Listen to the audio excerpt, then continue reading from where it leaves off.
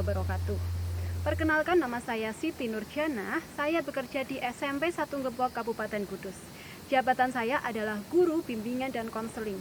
Saat ini saya sedang mengikuti kegiatan aktualisasi dan habituasi Latsar CPNS 2019 angkatan 114. Judul yang saya ambil untuk kegiatan ini adalah optimalisasi layanan bimbingan dan konseling pada peserta didik kelas 7 SMP 1 Gepok, Kabupaten Kudus. Hasil akhir dari kegiatan aktualisasi dan habituasi ini adalah informasi berupa poster tentang layanan bimbingan dan konseling yang saya bagikan di sosial media. Video ini saya buat sebagai salah satu syarat untuk mengikuti seminar aktualisasi dan habituasi. Saya membagi menjadi 5 kegiatan. Apa saja kegiatan tersebut? Berikut ringkasannya.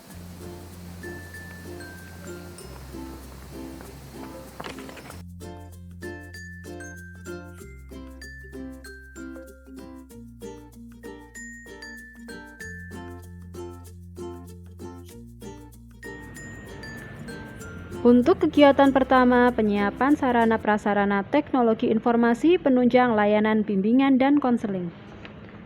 Tahap kegiatan pertama yaitu mendata sarana prasarana teknologi informasi yang dibutuhkan karena jaringan internet belum tersambung ke komputer di ruang bimbingan dan konseling. Dari data tersebut, saya melakukan diskusi hasil pendataan kekurangan prasarana teknologi informasi pada rekan sejawat dan juga kepada kepala sekolah. Saya melaporkan hasil pendataan kepada rekan sejawat dan kepala sekolah menggunakan bahasa yang sopan dan halus, jujur, dan bertanggung jawab. Dari hasil diskusi tadi diperoleh data bahwa sambungan internet di komputer bimbingan dan konseling memang belum bisa tersambungkan dengan baik. Jadi untuk solusinya sementara menggunakan laptop mandiri terlebih dahulu. Jadi saya menggunakan laptop pribadi. Kegiatan 2. Penyusunan media layanan bimbingan dan konseling berupa poster yang disesuaikan agar bisa diunggah ke sosial media. Tahap pertama yaitu membuat rancangan pelaksanaan layanan. Saya membuat rancangan pelaksanaan layanan dengan penuh tanggung jawab, berorientasi pada mutu dan juga kerja keras. Dari hasil rancangan pelaksanaan layanan tersebut, saya melakukan konsultasi dengan teman sejawat. Boleh saya konsultasi, Bu? Boleh, silakan duduk. Dan juga dengan kepala sekolah. Saya melakukan diskusi dengan bahasa yang sopan demi membuat layanan yang bermutu. Selanjutnya, menyiapkan alat penunjang pembuatan media seperti laptop atau komputer dan sambungan internet. Lalu, saya membuat draft poster layanan yang disesuaikan dengan media sosial. Setelahnya, saya susun media layanan bimbingan dan konseling berupa poster yang disesuaikan dengan media sosial yang telah dibuat. Saya menyusun media dengan kreatif, inovatif, membuat tulisan di poster dengan bahasa yang baik dan sopan serta bisa dipertanggungjawabkan. Kegiatan 3. Melaksanakan layanan bimbingan dan konseling dengan memanfaatkan poster yang diunggah di media sosial. Tahap kegiatan pertama yaitu melakukan konsultasi dengan teman sejawat. Saya melakukan diskusi dengan bahasa yang sopan demi membuat layanan yang bermutu. Saya juga melakukan konsultasi dengan kepala sekolah tentang layanan BK yang menggunakan media poster yang diunggah di media sosial. Setelah saya berkonsultasi, saya membuat akun media sosial. Pembuatan akun media sosial berisi materi bimbingan dan konseling yang bermanfaat karena saya peduli kepada peserta didik dan saya membuat akun tersebut dengan penuh tanggung jawab dan berorientasi mutu. Dari hasil membuat media, saya menggugah media tersebut di akun media sosial. Selanjutnya, saya mensosialisasikan media sosial melalui chat di grup WhatsApp. Setelah itu, saya memantau unggahan di media sosial tentang layanan bimbingan dan konseling dengan bekerja keras dan bertanggung jawab. Kegiatan 4, penyusunan evaluasi pelaksanaan layanan bimbingan dan konseling yang menggunakan media sosial. Tahap 1 yaitu membuat lembar evaluasi melalui Google Form tentang materi layanan bimbingan dan konseling yang memanfaatkan media sosial. Setelah itu, saya meminta siswa mengisi evaluasi layanan bimbingan dan konseling yang memanfaatkan media sosial melalui Google Form. Selanjutnya, saya merekapitulasi data dari hasil evaluasi layanan bimbingan dan konseling dari Google Form yang telah diisi siswa. Saya merekapitulasi data analisis dengan cermat, melakukan dengan jujur dan bertanggung jawab. Setelah itu, saya menganalisis hasil Google Form tentang evaluasi layanan bimbingan dan konseling. Saya melakukan pemantauan dan menganalisis hasil evaluasi yang bertujuan meningkatkan mutu layanan bimbingan.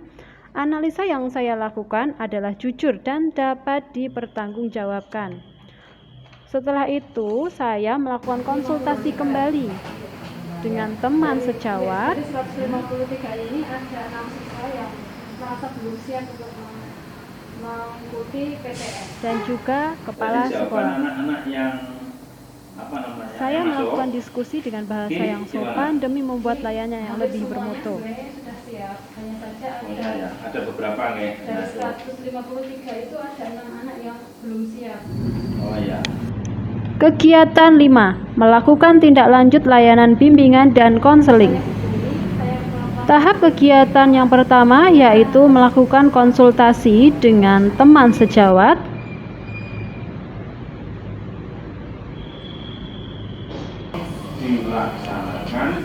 dan juga kepada kepala sekolah.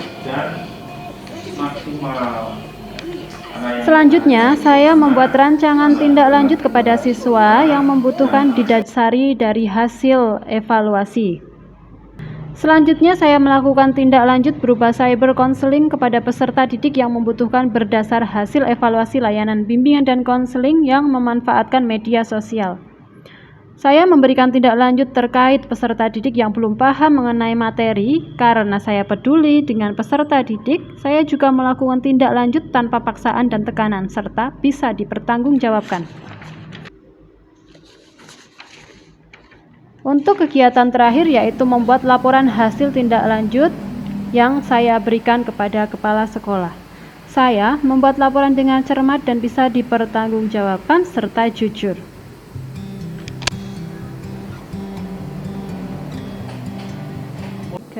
Assalamualaikum warahmatullahi wabarakatuh. Pada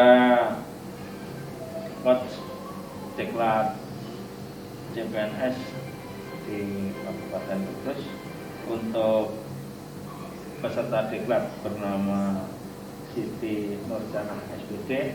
Beliau bertugas di SMP 1 Depok. Saya selaku pimpinannya memberikan testimoni bahwa yang dilakukan oleh beliau peserta diklat Bu Siti Nurjana SPD sangat bermanfaat, up to date dengan kondisi milenial saat ini. Artinya beliau selaku guru BK memanfaatkan sosial media yang ada untuk melaksanakan tupoksi beliau, yaitu guru BK yang harus memberikan pelayanan kepada semua siswa binaannya. Mengingat BK itu bukan mata pelajaran, maka tidak ada jam khusus masuk di kelas, tetapi semua siswa harus tetap terlayani. Maka salah satu yang dilakukan oleh beliau adalah penggunaan media sosial, dalam hal ini Instagram dan WA. Untuk itu sekali lagi sangat bermanfaat dan dapat diteruskan walau sudah selesai diklat ini. Terima kasih. Assalamualaikum warahmatullahi wabarakatuh. Terima kasih kepada pemirsa sekalian yang telah menyaksikan kegiatan aktualisasi dan habituasi yang telah saya laksanakan. Harapan saya dengan adanya kegiatan aktualisasi dan habituasi ini adalah agar saya dapat melakukan nilai aneka baik di dalam kegiatan kedinasan maupun di luar kegiatan kedinasan. Tidak hanya selama kegiatan aktualisasi dan habituasi saja, tetapi seterusnya. Terima kasih atas dukungan semua pihak, terutama mentor, coach, teman sejawat, sahabat, latsar, teman kantor yang tidak bisa saya sebutkan satu persatu. Semoga informasi yang saya bagikan bermanfaat kepada semua pihak. Mohon maaf apabila ada kekurangan. Wassalamualaikum warahmatullahi wabarakatuh.